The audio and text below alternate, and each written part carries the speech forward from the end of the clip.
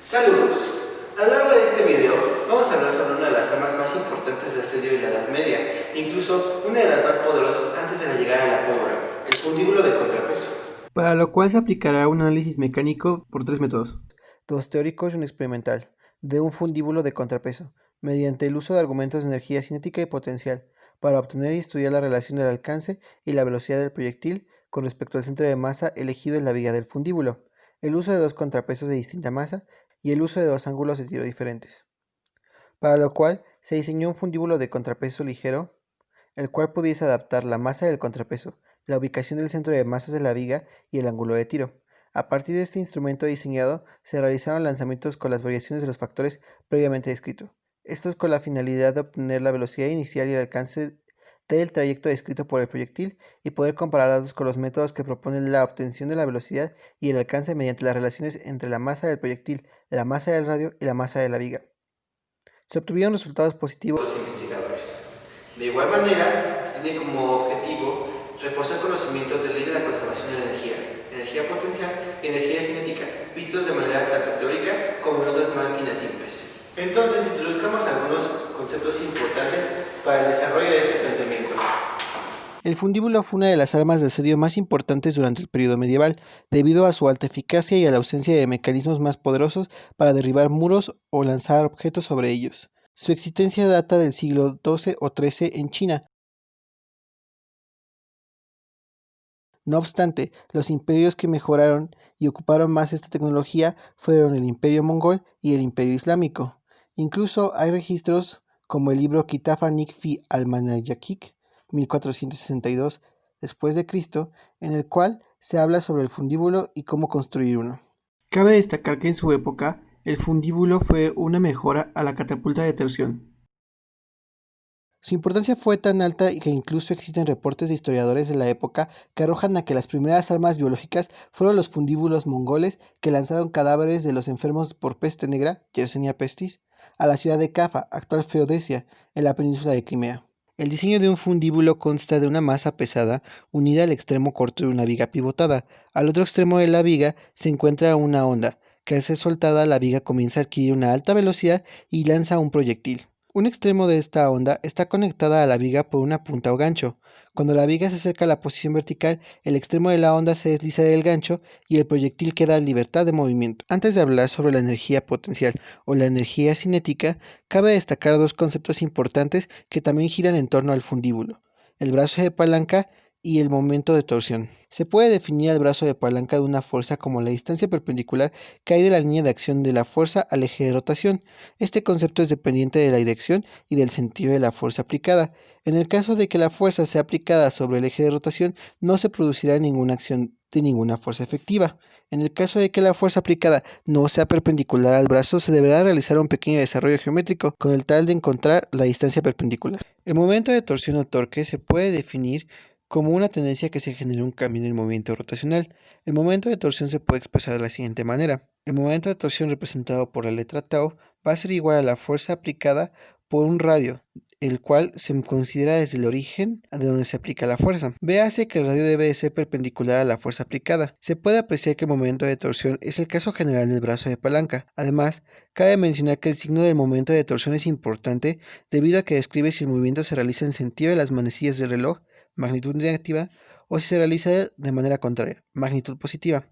Para los cuerpos formados por múltiples partículas, el peso es esencialmente paralelo y está dirigido hacia el centro de la Tierra, sin importar la forma o el tamaño del cuerpo. Existe un punto en el que se puede considerar que todo el peso está concentrado, el centro de gravedad. Véase que sobre él no actúa todo el peso, pero podemos calcular el mismo momento de torsión respecto a un eje dado si consideramos que todo el peso actúa en ese punto. En cuerpos regulares, el centro de gravedad se encuentra en el centro geométrico. En el caso del fundíbulo, el centro de gravedad se encontrará sobre el eje.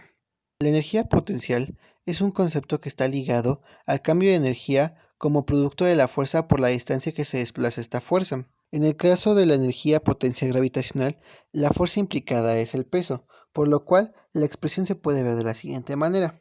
Y esta solo es efectiva si las alturas son pequeñas a la superficie de la Tierra, por lo cual Un pez espacial que esté en un transbordador no va a presentar energía potencial gravitacional. Por otra parte, la energía cinética es definida como la energía que posee un cuerpo en movimiento.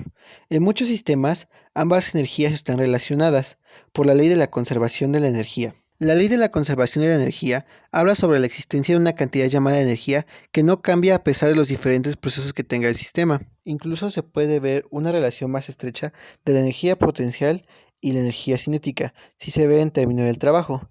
El trabajo está definido como el producto del desplazamiento generado por la aplicación de una fuerza uniforme a un cuerpo y esta misma, que en general se parece demasiado a la definición de energía potencial. Y a su vez se define la energía cinética como el trabajo necesario para mover un objeto de cierta velocidad A a una velocidad B. En el caso de nuestro fundíbulo, si se desea hacer un análisis dinámico, debido al diseño y comportamiento de la onda, es necesario el uso de un análisis lagrangiano, Constance E y Constance A, 2015. Despreciando la onda, el sistema dinámico de un fundíbulo se comporta similar a un dispositivo de palanca. Sin embargo, a lo largo de este video desarrollaremos un análisis en términos de energía potencial y energía cinética, ya que es relativamente más sencillo y se puede llegar a las mismas conclusiones. Incluso, Porter W. and Tremblay R. 1994 proponen incluir la altura de la onda al brazo largo de la viga en compensación al hecho de omitir el análisis de la onda. Otro dato que proponen para que este argumento sea válido es que el proyectil sale de la onda al momento en que la viga se encuentra completamente vertical. Esto se realiza ya que la onda, en términos de energía, además de poseer energía cinética, posee energía elástica de los hilos. Finalmente, se puede encontrar a lo largo de la literatura varias relaciones para construir un dispositivo de este tipo, derivadas de antiguos registros o de trabajos de tipo experimental. Savage A. 2016 afirma que la relación para establecer el máximo alcance con respecto de la viga es de 1 a 3.75, donde 1 representa la longitud del eje a la pesa, brazo menor. Con respecto a la cuerda de la onda, esta debe tener la misma longitud que la viga del eje al gancho, donde se fija la onda, brazo mayor. Por su parte, O'Connell J. 2001 especifica que el ángulo donde teóricamente se alcanza la mayor eficiencia del alcance horizontal es de 45 grados, desde el eje con respecto al contrapeso. Además, proporciona una expresión matemática para calcularlo. El alcance teórico va a ser igual a 2 veces la altura por la masa del contrapeso entre la masa del proyectil. Respecto a nuestras hipótesis, se especuló los siguientes enunciados. Si se varía el centro de masas de la viga, se presenta un cambio de energía cinética efectiva en el proyectil, dependiendo de la longitud del brazo de palanca del brazo corto del fundíbulo. Existe una relación directa entre la velocidad del proyectil y el aumento de la masa efectiva del contrapeso. Ahora vamos a ver el procedimiento que es necesario para obtener los datos experimentales. Primero que nada tenemos que observar que la superficie en la que trabajemos esté nivelada para que otras fuerzas no actúen sobre ella. En caso de que no esté nivelada, tomemos una báscula. Si la báscula tiene algún tipo de aditamento para pesar, por ejemplo, este plato, hay que retirárselo y hay que talarlo.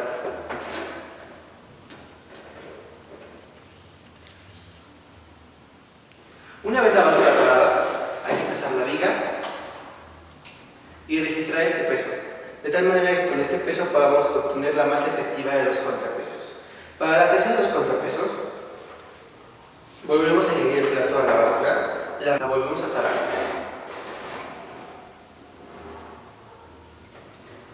y pesamos una cantidad deseada de monedas más la cantidad de la viga, de tal manera que la cantidad deseada de monedas sea la más efectiva. Por ejemplo, en esta ocasión voy a pesar 400 gramos teniendo una masa efectiva de 200.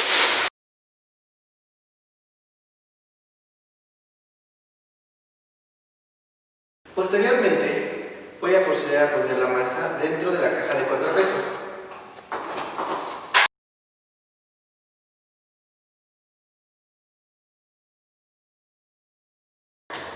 Una vez realizado esto, hay que sellar la caja de contrapeso.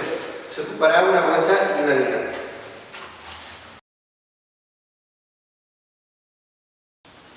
De ser necesario, refórcese con las ligas necesarias. Ahora procedamos con la parte del eje. El eje consta de un palito de madera y 2 piezas de rodamiento. Ahora vamos a necesitar la parte en la cual la viga intersecta el eje. Lo realizaremos con vaselina, pero cualquier otro lubricante puede funcionar. Solo se debe de checar que este sea espeso. Tomaremos una fracción de él y lo untaremos sobre la viga, procurando que esta cantidad sea generosa. Una vez obtenido esto, procedemos a agregar en el agujero de eje deseado el eje.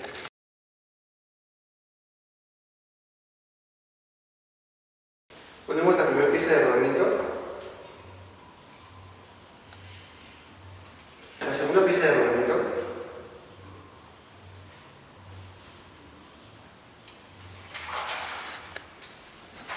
y lo introducimos dentro de nuestras columnas de soporte. Una vez realizado esto, procuramos que nuestro eje esté bien acomodado y bien proporcional alrededor de todas las columnas. Introducimos estas piezas, las cuales nos servirán para fijar el eje a las columnas. Finalmente, para evitar el rodamiento del eje, ponemos un poco de silicón en las esquinas de la pieza, de tal manera que todo el rodamiento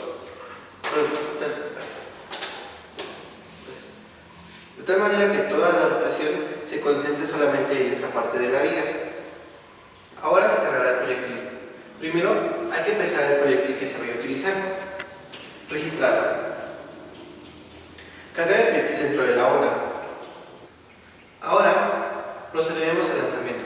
Primero tomaremos nuestro hilo que va hacia el gancho, lo colocaremos en el gancho. Tenemos que rectificar que quede inferior a la viga, de tal manera que cuando lancemos este se despegue con facilidad. Ahora colocaremos nuestra catapulta en el lugar deseado del lanzamiento. Tensaremos el hilo de tal manera que este se pegue a la viga de la catapulta. Se realizarán tiros con diferentes ángulos. Para esta demostración se realizará un tiro a 0 grados. En Tracker, realizaba un análisis de masa puntual, posición de origen en el lateral izquierdo del video, a la altura de la base del fundíbulo. Esto para obtener posiciones positivas al realizar un análisis de fotograma por fotograma de la posición del proyectil desde que la viga es liberada hasta donde el proyectil sale de la onda, como se muestra en la imagen del video. Una vez obtenida la posición, se calculará la velocidad promedio de las componentes X y Y mediante la siguiente expresión, la cual se muestra en pantalla. A partir de la velocidad promedio de X y Y al momento de que el proyectil sale disparado de la onda, se puede calcular la magnitud del vector velocidad con la siguiente expresión que se muestra en pantalla.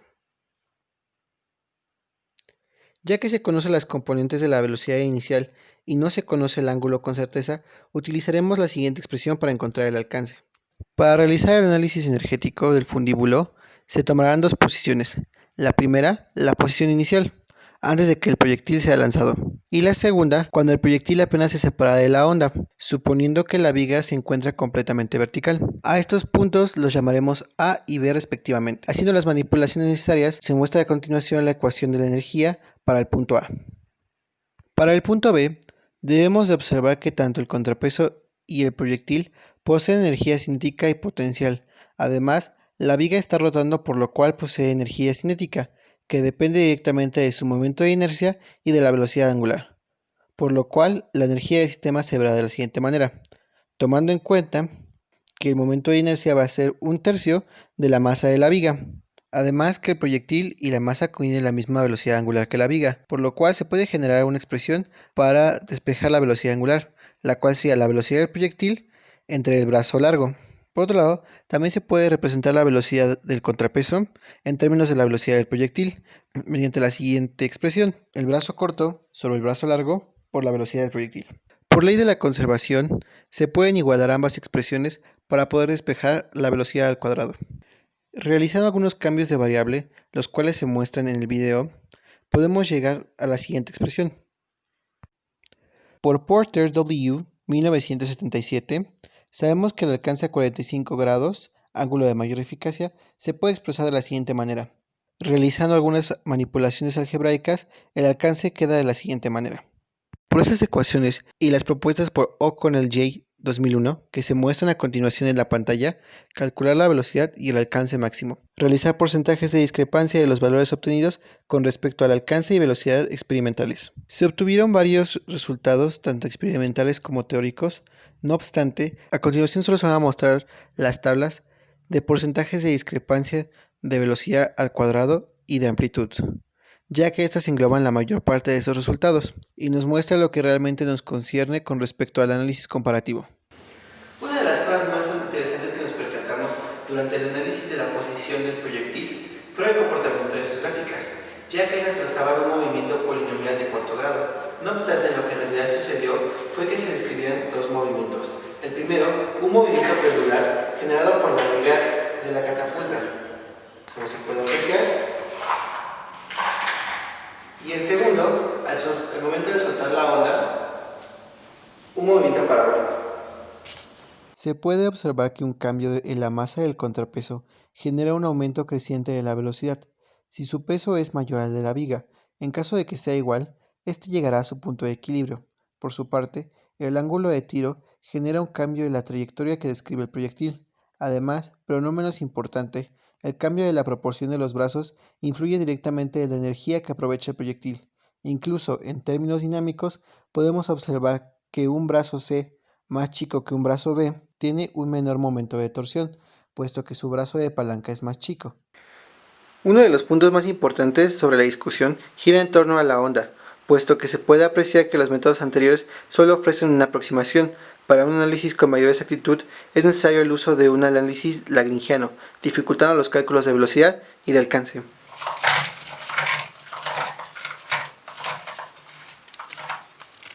Otro error generado por falta de herramientas ideales fue en el ángulo de tiro, debido a que los tiros realizados a 45 grados fueron calculados con un transportador, lo que genera un cierto error por la lectura humana de este. Un goniómetro hubiera reducido estos errores. Sobre los errores humanos, en algunos casos,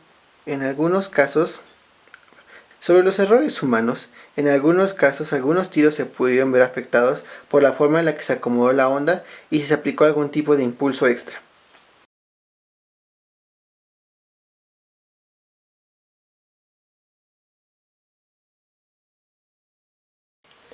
Hablando un poco sobre las dificultades de construcción, debido a la ausencia de herramientas adecuadas para la construcción de la viga, los agujeros para el eje no están realizados completamente perpendiculares, lo que genera una ligera inclinación de la viga, aunque esto es ligeramente mitigable por las piezas de rodamiento utilizadas. Finalmente, también recomendamos el uso de una cámara con lente gran angular y una mayor fidelidad de imagen, esto con el fin de poder capturar toda la trayectoria del proyectil y reducir cálculos, al igual que ayudar a obtener comportamientos completos del sistema. Con respecto a nuestras hipótesis, ambas son ciertas y rectificables. De repetir este procedimiento recomendamos el uso de un goniómetro, la construcción del soporte con materiales completamente sólidos, el uso de una segunda cámara para capturas de trayectoria completa y también el uso de equipo de perforación adecuado.